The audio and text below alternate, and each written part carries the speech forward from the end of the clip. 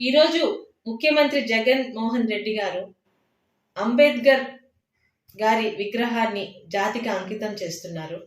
ఈ సందర్భంగా మీ అందరితో కొన్ని విషయాలు చెప్పాలని మీ ముందుకు వచ్చాను. కోడికత్తి శ్రీను అనే వ్యక్తి మీ అందరికీ సుపరిచితమే. జగన్మోహన్ రెడ్డి గారు ఆంధ్ర రాష్ట్రంలో ఎంతమందికి తెలుసో అంతమందికి కూడా ఈరోజు కోడికత్తి శ్రీను అనే ఒక యువకుడి గురించి తెలుసు.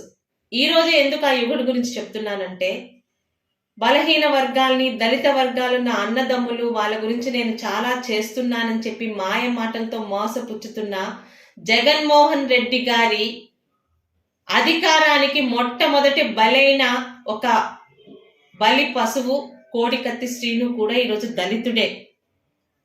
మీ అందరికీ గుర్తుండే ఉంటుంది, కోడికత్తి అని ఒక కంటికి కనిపించని ఒక ఆయుధంతో జగన్మోహన్ రెడ్డి గారి మీద విశాఖపట్నం ఎయిర్పోర్ట్ లో దాడి చేశారని చెప్పి కోడికత్తి శ్రీనుని దాదాపు 5 సంవత్సరాలుగా ఎటువంటి విడుదల కూడా లేకుండా జైల్లోనే మగ్గిపోయేటట్టు చేస్తున్నారు ఈరోజు జగన్మోహన్ రెడ్డి గారు. ఆ కోడికత్తి గుచ్చున్న జగన్మోహన్ రెడ్డి గారి తాలూకా ఆశయం సిద్ధించింది, ఆయన ముఖ్యమంత్రి మాత్రం అయిపోయారు. కానీ ఆయన తాలూకా ఆచరణలో ఆయన గురించి ఆయన చెప్పినట్టు చేశాడో, మరి ఆ పథకంలో ఒక భాగంగా చేశాడో కానీ అమాయకుడైన ఒక దళితుడైన ఒక యువకుడిని ఈరోజు, ఆ యువకుడి జీవితాన్ని, ఆ కుటుంబాన్ని ఈరోజు జైల్లోనే మగ్గేటట్టు చేస్తున్నారు జగన్మోహన్ రెడ్డి గారు.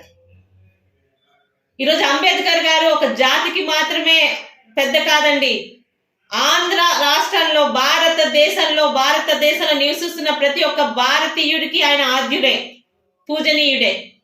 ఈరోజు భారతదేశంలో మన అందరం ఈరోజు ఇంత జాగ్రత్తగా ఇలాంటి సమయంలో కూడా మనందరం క్షేమంగా ఉన్నామంటే ఆయన రాసిన రాజ్యాంగం అమలు చేస్తున్నారు కాబట్టే ఈ రోజుకి భారతదేశంలో అందరం సుభిక్షంగా ఉండగలుగుతున్నాం.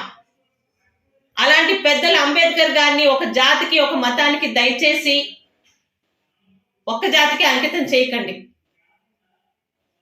ఈరోజు అంబేద్కర్ గారి పేరు పెట్టుకొని చేస్తున్న కార్యక్రమాలు, అదే అంబేద్కర్ గారి వెనకాలన్న దళితులకి ఈయన చేస్తున్న ఇబ్బందుల్ని కూడా ప్రజలు ఒకసారి గుర్తు తెచ్చుకోవాలి. ఒక కోడికత్తి శ్రీను గురించి నేను మాట్లాడట్లేదు. ఒక దళితుడిని చంపి డోర్ డెలివరీ చేసిన అనంత బాబు ఒక ఎమ్మెల్సీని 2 నెలల్లోని బెయిల్ మీద తీసుకుని వచ్చి ఈరోజు తన మీటింగుల్లో పక్కన కూర్చోపెట్టుకుంటున్న జగన్మోహన్ రెడ్డి గారు తన స్ట్రాటజీలో భాగంగా జైలుకు పంపించిన ఇంకొక దళిత సోదరుని ఎందుకు తీసుకురావట్లేదు? ఈరోజు న్యాయశాస్త్రం తెలిసిన వాళ్ళకి ఎవరికి అర్థం కావట్లేదా? తప్పు ఎవరికైనా తప్పే కదా. ఈరోజు ఒక మర్డర్ చేసిన వాడిని బెయిల్ ఇచ్చి పక్కన కూర్చోబెట్టుకుంటున్న ఈయన ముఖ్యమంత్రి గారికి చిన్న కోడికత్తితో తనకి గుచ్చారని ఒక వ్యక్తిని, ఒక అమాయకుడిని ఈరోజు 5.5 సంవత్సరాలుగా జైల్లో మాడుస్తున్నారే, దాని గురించి ఎవరండి ఎందుకు మాట్లాడరు? ఈయన ఈరోజు దళితుల గురించి మాట్లాడతాడు. ఒక విగ్రహం ఓపెన్ చేసినంత మాత్రాన దళితులకి ఉద్ధరించినట్టు కాదు. ఈరోజు దళితులకి చెందాల్సిన 23 స్కీములు తీసేశారు. ఎక్కడండి అంబేద్కర్ స్టడీ సర్కిల్? ఏ అంబేద్కర్ గారి పేరు మీద ఉన్న స్టడీ సర్కిల్ ని దూరం చేసి దళితులకి విద్యను దూరం చేసిన జగన్మోహన్ రెడ్డి గారు ఈ రోజు ఒక విగ్రహాన్ని నిల్చోబెడితే మనందరం ఆయన వెనకాల వెళ్ళిపోతామా? ఎంతమంది, ఒక దళిత డాక్టర్ సుధాకర్ గారిని గుర్తు తెచ్చుకోండి.